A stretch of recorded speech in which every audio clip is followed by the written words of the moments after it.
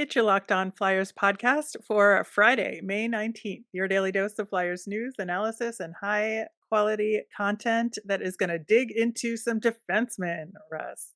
Yeah, we'll try and make it exciting. Defense isn't always exciting. Yeah, we're going to see if the Flyers might draft a defenseman in this year's draft on Never know. today's show.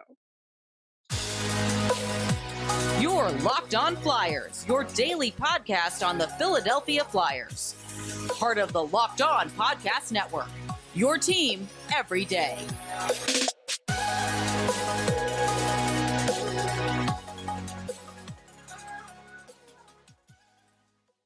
Hey there. Thanks for making Locked On Flyers your first listen every day. I am Rachel Donner. You can find me on Twitter at rmiriam. I'm here each and every day with Russ Cohen, who is on Twitter at Sportsology. Today's episode is brought to you by Birddogs. Go to birddogs.com/LockedOnNHL. When you enter the promo code LockedOnNHL, they'll throw in a 3 custom Birddogs Yeti-style tumbler with every order. You can subscribe or follow us for free over on YouTube. We're now on the SiriusXM app. Anywhere you listen to podcasts, you'll get our latest episode as soon as it's available here on the Locked On Sports Network, your team every day. Russ, before we talk about the Flyers possibly drafting a defenseman and look at David Reinbacher and Axel Sandin-Pellikka, we have a little update to the story we were talking about yesterday regarding the Arizona Coyotes and their lack of a stadium deal in the recent election. Yeah, so, we kept hearing this is an intimate fan experience, which it might be. And we kept hearing that this is great because at least the owners are making more money on luxury boxes, but clearly they're losing money still. Um, but what we didn't hear about was the players. And so apparently Clayton Keller's dad has this Twitter account that's not clearly spelled out that it's him, but people have said it's him more than a few outlets, and that he was possibly not going to show up this season for the Coyotes and talked about I think he said it as other players too. And it's enough of a story now that the PA has gotten involved. And quite honestly, it's a bad look because, Gary Bettman has done his best here in Arizona. But you also have to remember these players had a lot invested in that vote too. And now that that vote's not going through, they look at the other rinks around the league and they look at Mullet Arena, which again, not even Really close. nice college rink, but a Yes. college rink. And they don't want to be there, and I don't blame them. Now, I don't think it's everybody, but I do think it is everybody in the sense that if you polled them, everybody would say, yes, I'd rather be somewhere else. But I think some of the players on the team that have a little bit of money saved might actually hold out.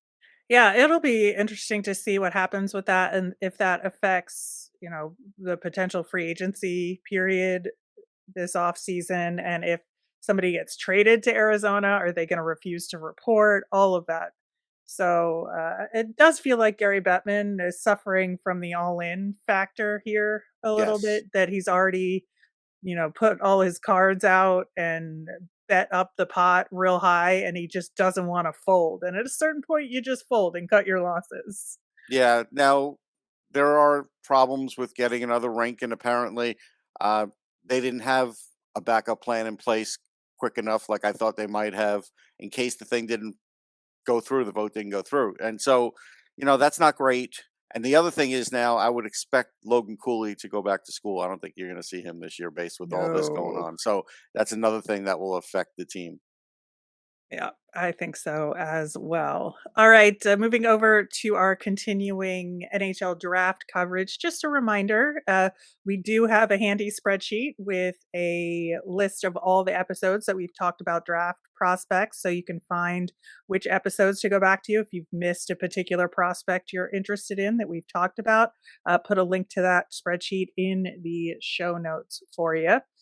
Today, we are going to focus on defensemen. And, while this is a forward heavy draft in terms of the highest skilled players, I'm just curious, Russ, as the prospect expert, and that is your bread and butter, do you think that the defensemen aren't as good this year, or is it just that the forwards are that much better? No, I mean, the defensemen aren't as good. I don't see a top pairing defenseman in this bunch. Now, there's some really good defensemen as far as being good, but just not like, borderline superstar defensemen. Like, we did see some in last year's draft. We identified David Jiricek as one of them.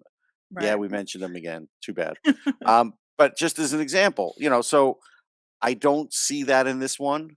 And maybe over time I'll be wrong, but I think that's a factor in it. Now, as far as defenseman depth, there is depth here.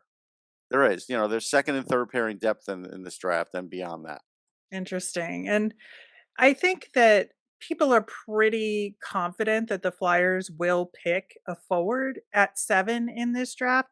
But on his goodwill tour, Jonesy has been emphasizing defense and getting the defensive structure right, which could influence the Flyers to pick a defenseman here. And I'm just curious, A, what you think the percent potential that is, and, like, what is the upside to the Flyers picking a defenseman at 7 or potentially trading down?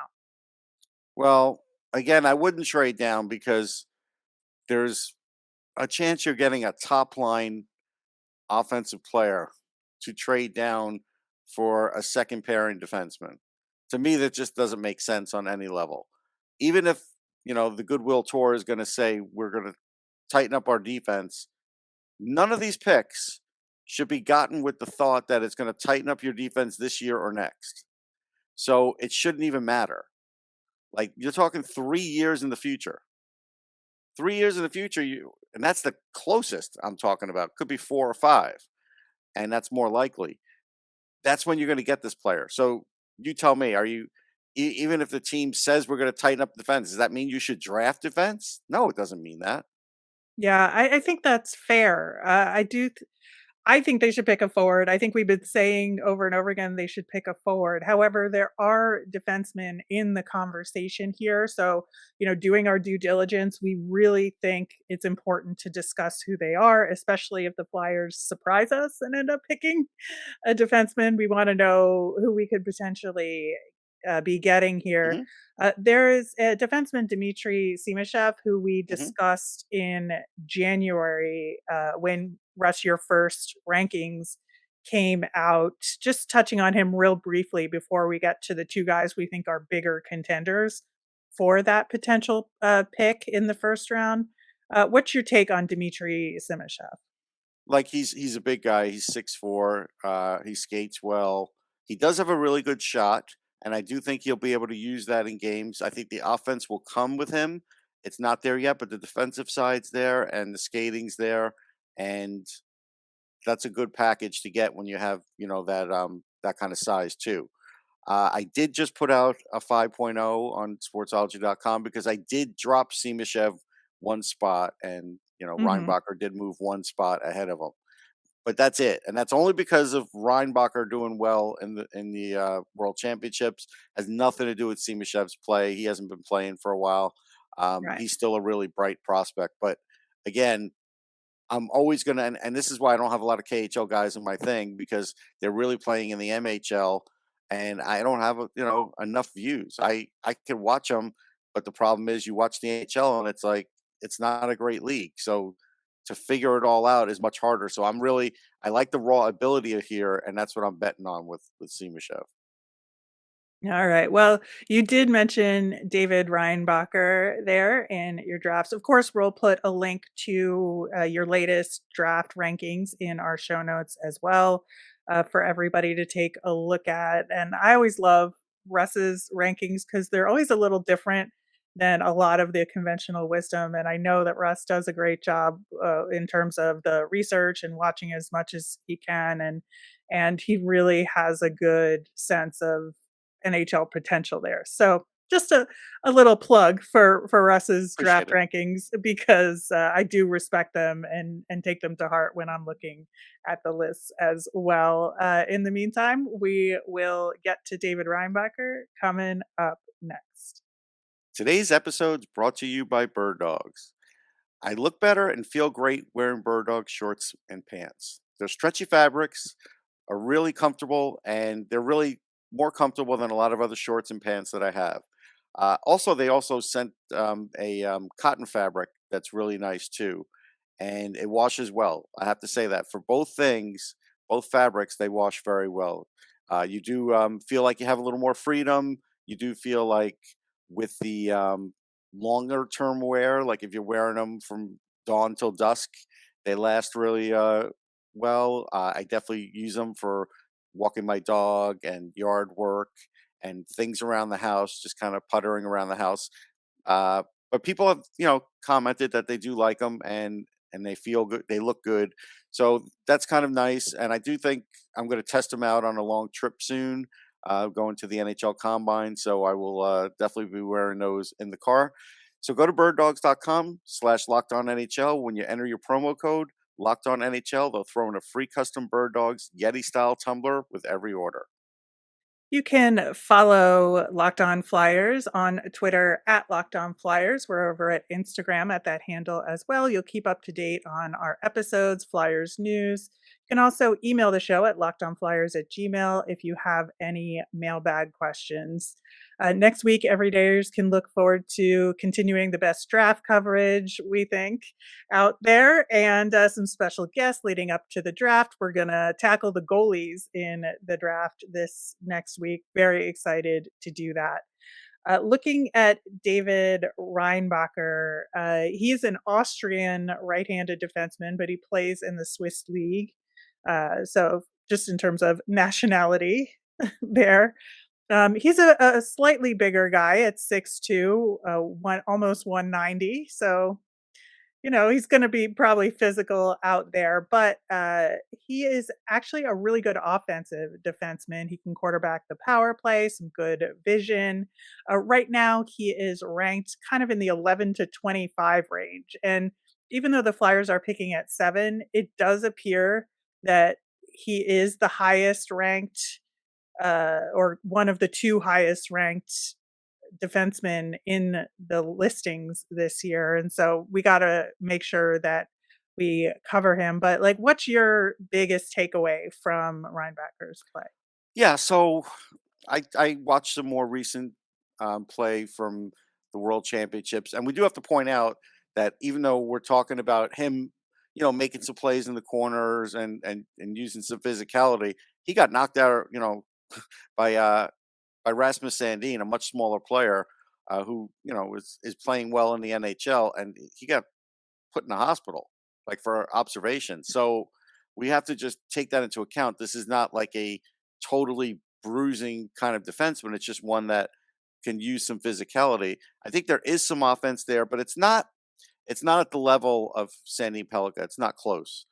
He can run a power play. Yes, that's true. And he does do the passing off nice, and his one-timer is okay. But he doesn't have the same fluidity. And that, to me, is a difference. As an example, Mhm. so Reinbacher, who shoots when he shoots on net, he's only hitting the net 47% of the time. I got that off of Instat, where Sandin-Pellikka is 57% of the time. So there's that difference. Now, here's where I think being big and physical is really, again, something Rachel Dory brought up on my Off the Post show. Like, is a couple of inches really going to make you feel better about a player? Because Sandin-Pellikka is 5'11" and he's 6'2", so what is that, like 4 inches? Maybe 3.5 by the time Sandin-Pellikka, maybe he grows a little more because his dad's a little bigger than he is. So, maybe we're talking 3 inches in the end. His Sandin-Pellikka, his puck battles are at 52%. So he wins them 52% of the time. And Reinbacher is 54%. So considering the offensive difference of Sandin-Pellikka and the way he goes about his business, like the fluidity, the way that he gets out of the offensive zone, like Reinbacher is really good at getting the puck out and doing smart things. But he's not a guy that's really going to take it up the ice, where Sandin-Pellikka could be that guy that takes it up the ice. And he's terrific on zone exits to get it out of your defensive zone and zone entries, getting it to your offensive zone. And like I said, the fluidity in the shot, he's got a couple of different shots where Reinbacher really doesn't. You're banking on a bigger guy to be more physical with some offense rather than a already smooth, high IQ, very good offensive guy who's playing in the SHL, and he just signed a 3-year deal in January. So this could also play into it, Rachel. Like, I don't want to say that the Flyers don't want to wait 3 years, but if they were going to go defenseman, I could at least see why they might go Reinbacher. I wouldn't do it, but if they Right. want to rush it because they want a kid to, basically start in Lehigh this year and possibly play up with the team at the end of the year or next year, that's their prerogative. I just wouldn't do it. Right. I think, looking at the Flyers' history and their draft history of the kind of defenseman that they have drafted, Reinbacher definitely fits the mold a Hmm. lot more.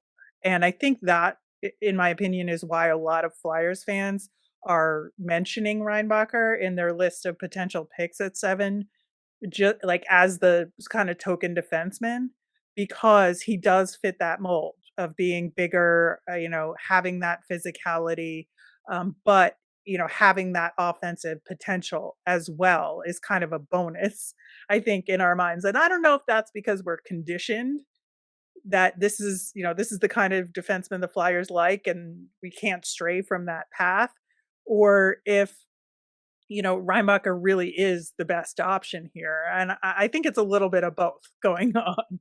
Well, it's definitely a little bit of the latter. He's not the best option in my mind. And again, if you want to go with the trade down theory, that's fine. But like when they traded down and got Cam York, I think one thing we could agree on is if Cam York's a top pairing defenseman, he's in the lower realm of top pairing defenseman in the NHL. Right. And I don't even know if Reinbacher gets to that. I was definitely higher on Cam York in his draft year, just to kind of just extrapolate. But with Reinbacher, you're really projecting now that he is going to be like 200 and something pounds, and he's going to be knocking blocks off in the corner. And I don't know about that. I just know his defense is really good, and he's sound, and he wins some puck battles and he loses others. And if you watch the World Championships, you'll see that. And again, he's not even going to play like in the SHL for the next 3 years. Like, you basically, if you get Sandin-Pellikka, he is going to be developed over in one of the best leagues in the world. And he's already playing a role there. Why in the world would you take more of a chance on Reinbacher just because you can get him over here quicker? Yeah, I know you want to try and mold him into what you want. I get that. But it doesn't make sense to me. Not at that spot, not even if it's the Flyers are picking 10th, not even 10th.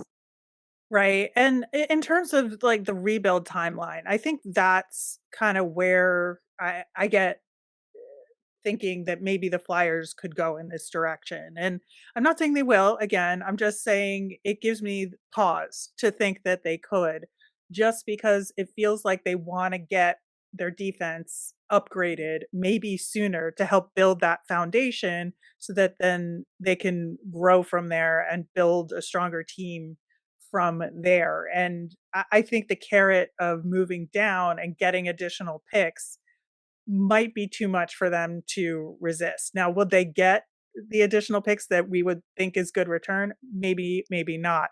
But I think that that's just where this thought process is coming from, in my opinion, is that getting him to the NHL sooner to help solidify that defense to build around is the possibility that I think could be there.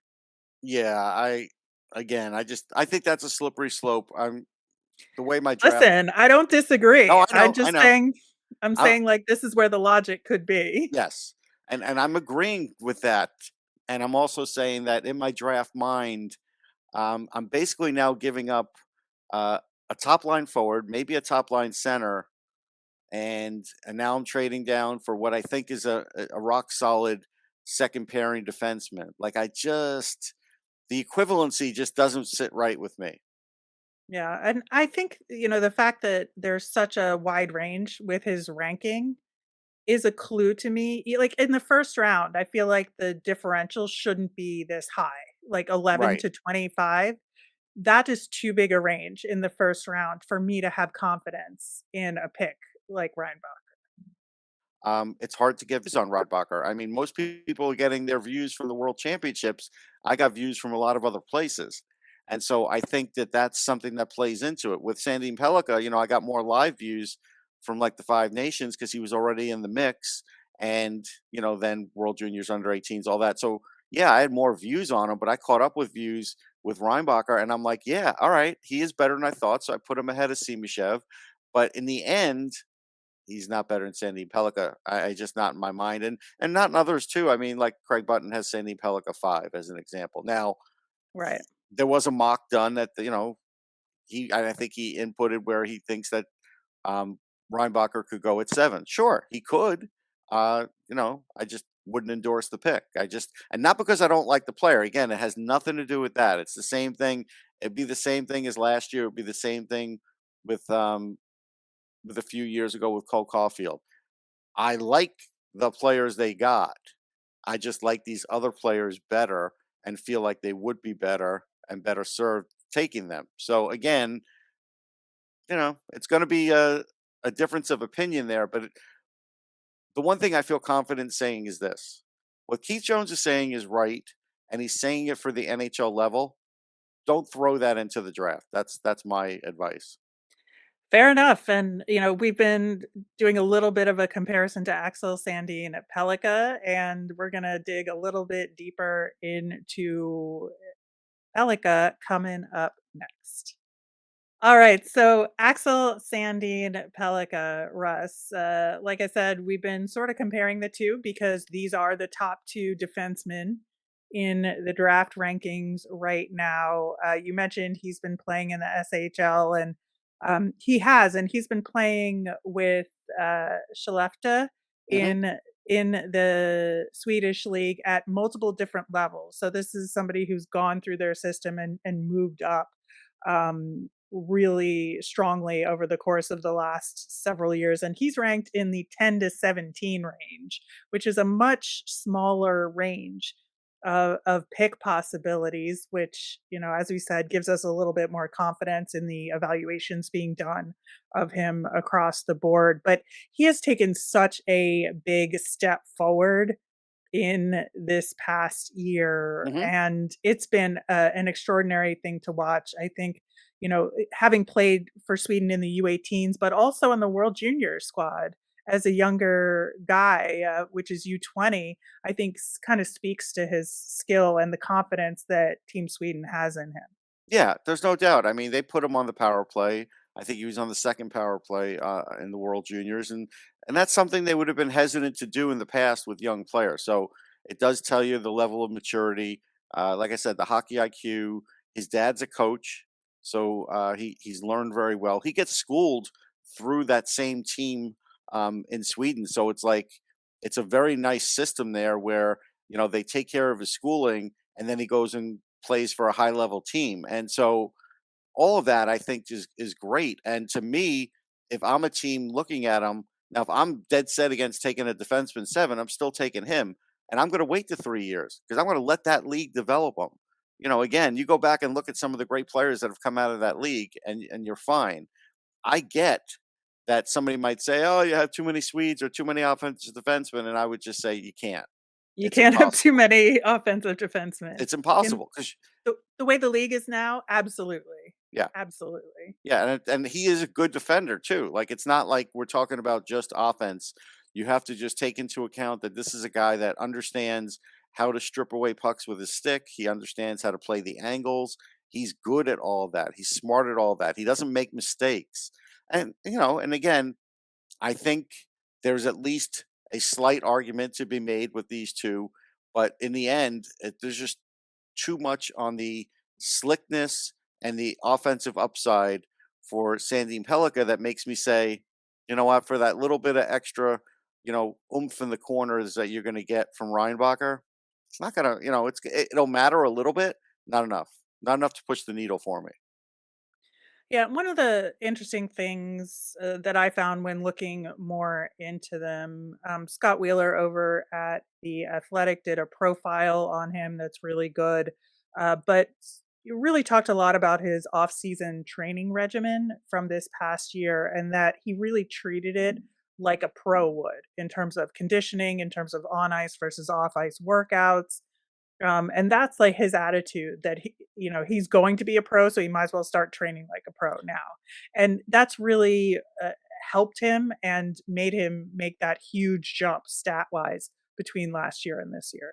Yeah, I mean, not only is there that factor, but if I look at Reinbacher based on the way that I see his skating and other things, I don't think he's had that same ability to have those same kind of coaches and trainers to help him get better yet. I think, whatever team gets him is going to then be able to do it. I don't think he's been able to put in the same quality of work in the off season, just based on location where he is, the leagues he's Yeah, working in. In the Swiss league, it's just Yeah, not the same thing as the no. SHL. It's just not. And so that's, that already puts you at a little bit of a disadvantage. So there's going to be some catch up time for Reinbacher too. And then we'll definitely see a better player because of it. But yeah, Sandin-Pellikka has everything you want right now. And he's already playing in a tremendous league. He's going to be facing again, and whatever your favorite World Junior team is, he'll be facing them again for at least one more time, maybe two more times. Mhm. Haven't looked at his birth date. So uh, I don't know what else you would want, but I still wouldn't want to pick him at 7, Rachel. That's the funny thing about this whole conversation is I still wouldn't even pick him at 7. Yeah, it's so interesting because to me, like in a vacuum, this guy sounds great, and I would Yeah. love to have a guy like Axel Sandin-Pellikka on the Flyers in the organization. And as much as he is appealing to me, having a forward just seems like the better option overall. And so, again, that's why we're talking about these guys because it is a difficult decision at 7. And there's so many different options and so many different ways the Flyers could potentially go, depending on what their planning is looking like, depending on what this rebuild plan is in their heads. And I think that it's just such a toss up for me. But if they were to pick Axel Sandin-Pellikka, I'm not going to complain. I No, I think that mean, I like the player, so I wouldn't complain. I would just say, hey, I think it's a little early. I'm looking at yeah, Zach Benson as an example. If he were to drop, in my mind, to 7, he had 98 points in the regular season, 17 points in 14 playoff games. The guy is just the smartest player in the draft, but he's 5'10", Rachel. And so yeah. again, if we're talking about the difference of 5'10" and 6'2", and you feel like that's the, can't do it, uh, then I just say you're missing it and you're not doing it right. That's all I would say. Well, if that happens again, I think we're gonna have Cole Caulfield flashbacks all over again. But, Benson is definitely somebody we're gonna be talking about in the next couple of weeks, so Yep. stay tuned for that as well. And yeah, so looking at these defensemen, solid options, maybe not the best option for the Flyers, but we gotta talk about them because No, it's you always have to. They're a in the mix. possibility. Yep. Yep. They will be in the mix for the Flyers. In the meantime, like I said, our draft coverage will continue. And related to the draft, we're looking to hit our YouTube subscribers at different benchmarks. So once we hit 800 subscribers, 900 subscribers, 1,000 subscribers, we're going to do a giveaway to our YouTube Yep. subscribed watchers slash We're getting close listeners. there for the first one. Yeah, we are. So we are looking forward to that. So make sure you're subscribed over on YouTube as well. On Monday's show, we will tackle the latest in Flyers and NHL news. We'll have our nemesis of the week, which I always enjoy. And looking forward to all of that. And we do want to hear from you. So if you've got mailbag questions or thoughts on the draft, you can tweet us at Locked On Flyers. You can email us at lockedonflyers@gmail, or you can comment over on YouTube. I'm Rachel. I'm on Twitter at rmiriam. That's RMIRIAM. I'm Russ. I'm at Sportsology, SPORTSOLOGY. Thanks again for listening and have a great weekend.